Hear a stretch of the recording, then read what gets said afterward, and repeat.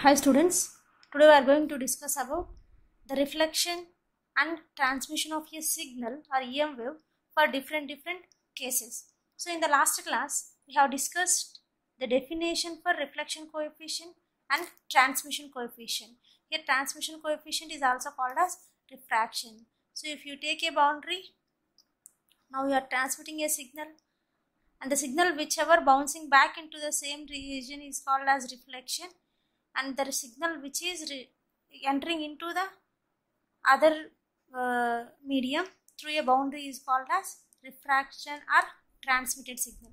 So here the amount of wave reflected back at the boundary of a surface is ratio of reflected wave to the incident wave, and the amount of transmitted signal across the boundary is the ratio of transmitted signal to the incident signals. So this reflection constant and transmission constant is dependent of intrinsic impedance of medium 1 and medium 2 respectively. That is what we discussed in the last class. Now in this class we are going to check the total electric and magnetic fields using boundary conditions. Okay, now here case 1 I am taking as, here I will take two cases. One is, if you see this, now we will go with case 1. Case 1 is, here I am taking two mediums at the boundary. Okay, here medium 1 is, here it is medium 2.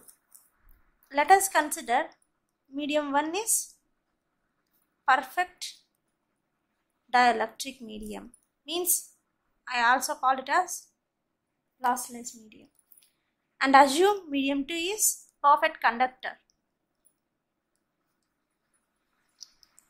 So for perfect dielectric medium, the conductivity sigma is 0 and the intrinsic impedance is square root of mu1 divided by epsilon 1.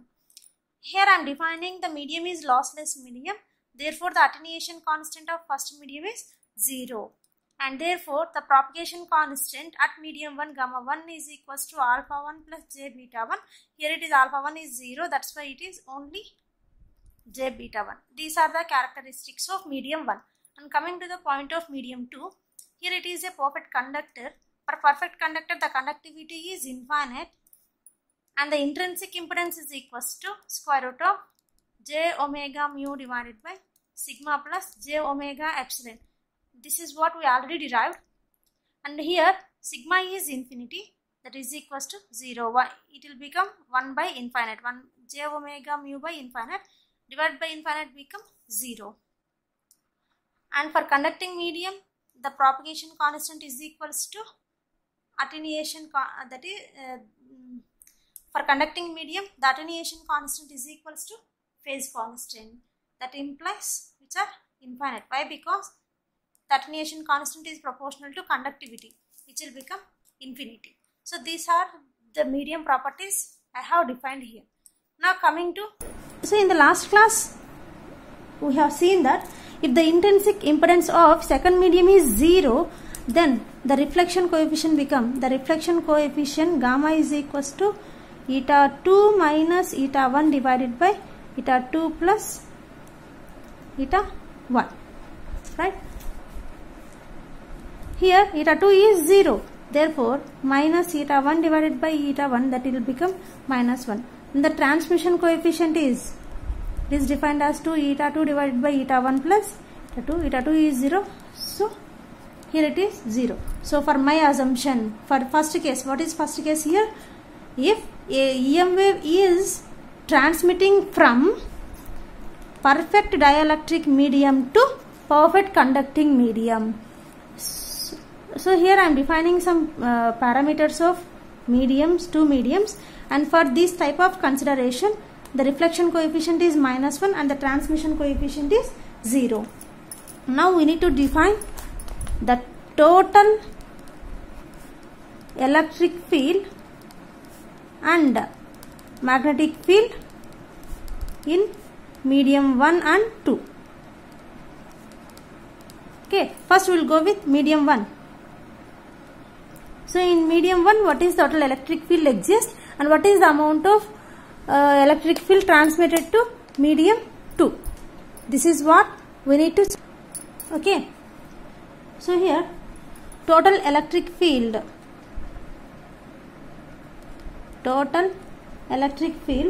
from medium 1 is E1 is equals to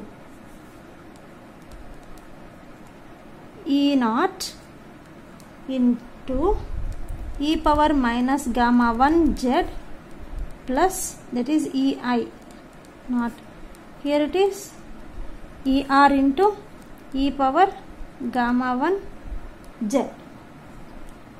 In which direction? X direction. Because the electric field is taking along x axis and magnetic field is along y axis and wave propagated is along z axis. That is common for every topic here in my reference. So here EI naught is E naught. Why? Because this is at the output. So E1 is equals to E naught into e power minus gamma 1 is j beta 1 z plus, here we have ER by EI is equals to gamma.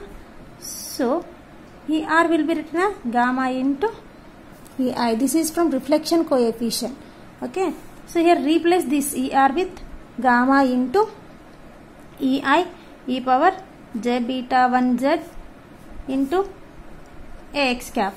Take E naught as common, you will get e power minus j beta 1 z plus gamma into e power j beta 1 z AX cap. This is E1. Now multiply and divide. You will get E1 is equals to E naught into 2j into e power minus j beta 1 z. So here reflection coefficient is minus ER minus gamma into e power j beta 1 z divided by 2j AX cap. Take minus common. If you take minus common, E naught 2j into e power j beta 1 z minus e power minus j beta 1 z divided by 2j into AX cap. It is e power j theta minus e power minus j theta divided by 2j, which will become E naught into 2j into, which is sine of beta 1 z AX cap. This is E1. Okay, now we know that minus j will be written as e power minus j pi by 2. E power minus j will be written as e power minus j pi by 2. Why? Because e power minus j pi by 2 ఏమవుతుంది? cos pi by 2 minus j sin pi by 2. Cos pi by 2 is 0, j sin pi by 2 is 1. So 1 into j minus j.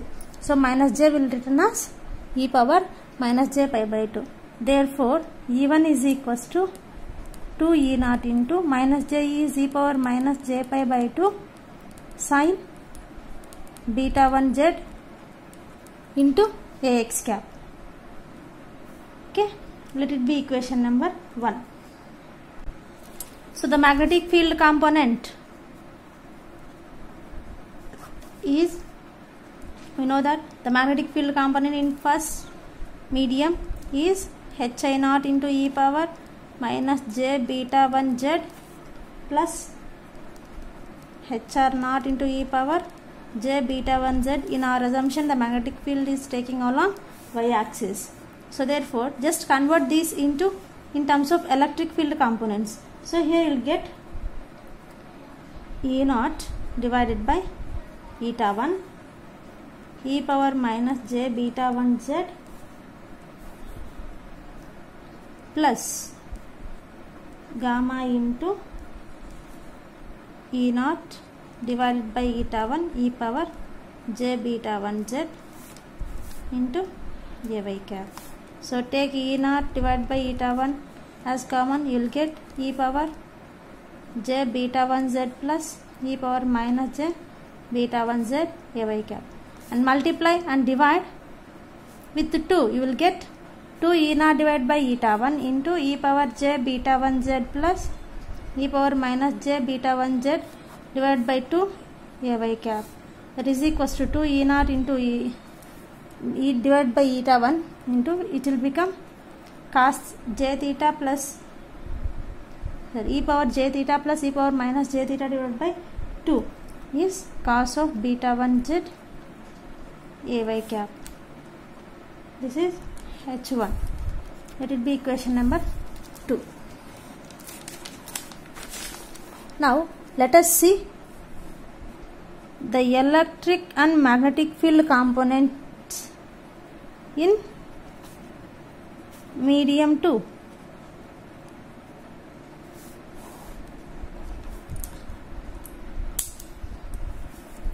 So in medium 2, the total electric field E2 is equals to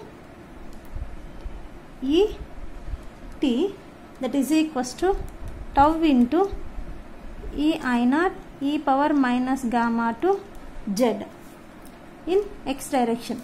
The transmission coefficient tau is 0. That's why the complete electric field is 0. Coming to magnetic field in second medium, HT is equals to H I naught e power minus gamma to z in y direction. That is equals to,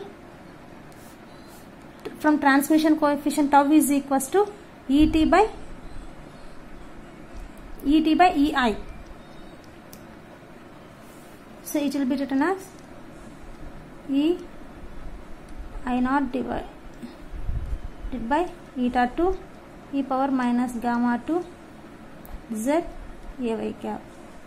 So here also it will be written as tau into E naught divided by eta 2 e power minus gamma z ay cap.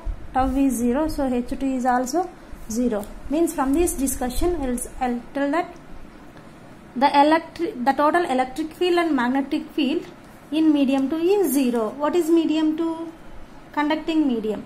Means in a pure conducting medium, there is no, inside a pure conducting medium, there is no electric and magnetic field exist. From this discussion we will say that no electric and magnetic field exist in medium 2.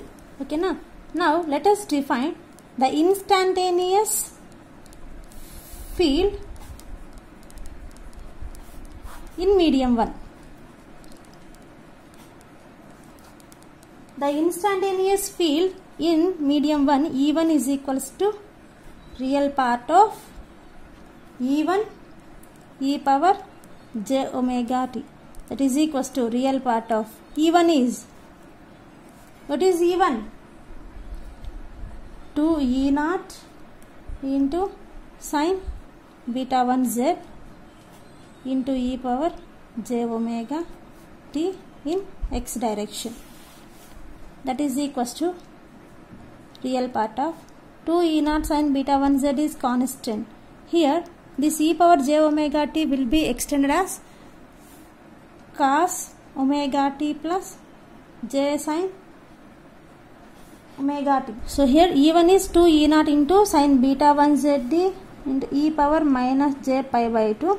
So here it is 2 E naught into sine beta 1 z e power j is common omega t minus pi by 2 from these two terms in ax direction.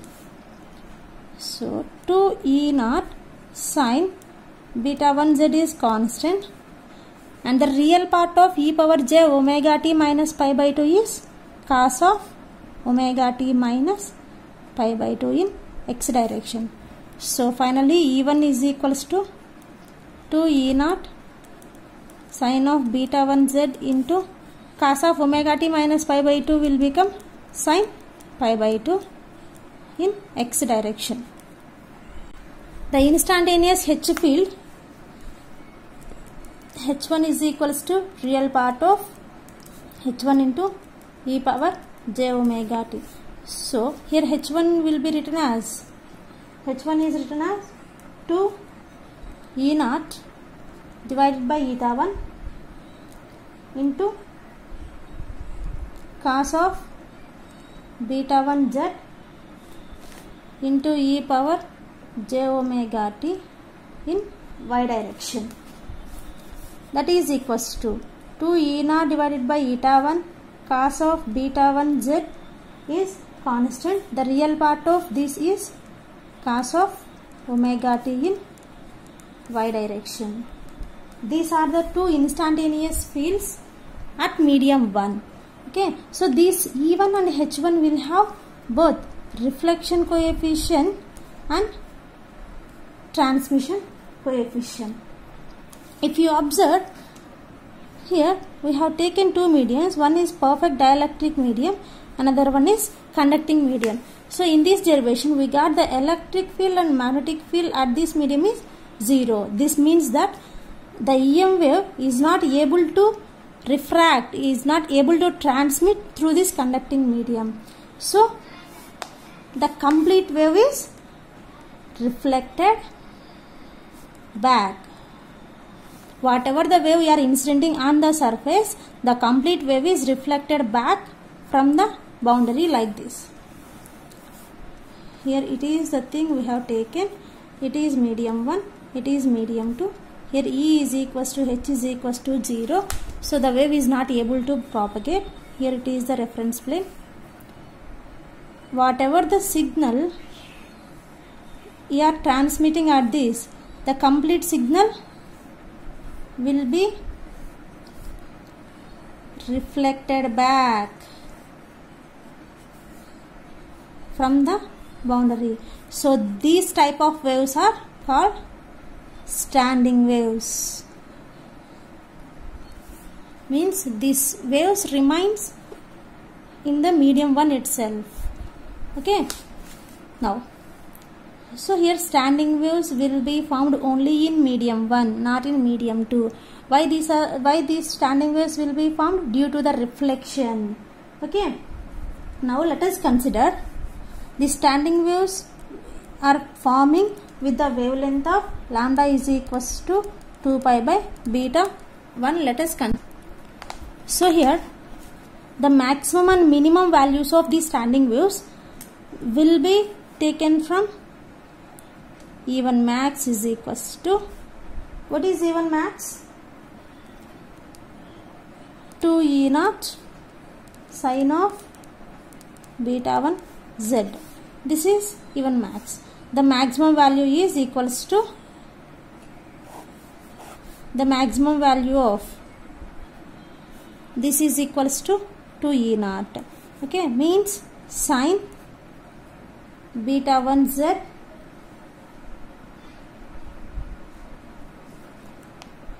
will become 1. Actually E1 max is equals to 2 E naught into sine of beta 1 max. The maximum value is 2 E naught. ఇది ఎప్పుడు 2 E naught అవుతుంది? whenever sine component will become 1. So sine component becomes 1 for, that is equals to, for sine of 2n plus 1 into pi by 2. For this value this will become 1. So therefore beta 1 z is equals to 2n plus 1 into pi by 2. Z is equals to 2n plus 1 into pi by 2 into beta 1. From this beta 1 is equals to 2 pi by lambda 1. Just substitute, you will get 2n plus 1 into pi divided by 2 into beta 1 is 2 pi by lambda 1. Pi will get cancelled. Therefore the maximum value will be having at 2n plus 1 into lambda 1 divided by 4. But if you see here, if you take it is a x-axis, here it is z-axis, here it is y, electric field, magnetic field, and this is the wave propagation. This is positive z-axis and here it is negative z-axis. So here the standing waves are along negative z-axis. Therefore z max is equals to minus 2n plus 1 into lambda 1 by 4, where n is equals to 0, 1, 2 and so on. So when maximum value ekkada vastundi, when n is equals to 0 ante minus lambda 1 by 4, n is equals to 1 ante 3 lambda 1 by 4, n is equals to 2 ante 5 lambda 1 divided by 4 and so on. Means all these values are lambda 1 by 4, 3 lambda 1 by 4, 5 lambda 1 by 4 and so on. Okay, here we'll take it is lambda 1 by 4 like that. And the minimum value, the location of minimum value. The location of minimum value is even minimum is, the minimum value in sin is 0. So therefore sin beta 1 2 a naught into sin beta 1 z is equals to 0 when beta 1 z is equals to n pi. Therefore z is equals to n pi by beta 1. We know that beta 1 is n pi divided by 2 pi by lambda 1. Pi will get cancelled. So n into lambda 1 by 2. So therefore the minimum value will occurs at z is equals to n into lambda 1 by 2, where n is equals to 0, 1, 2 and so on.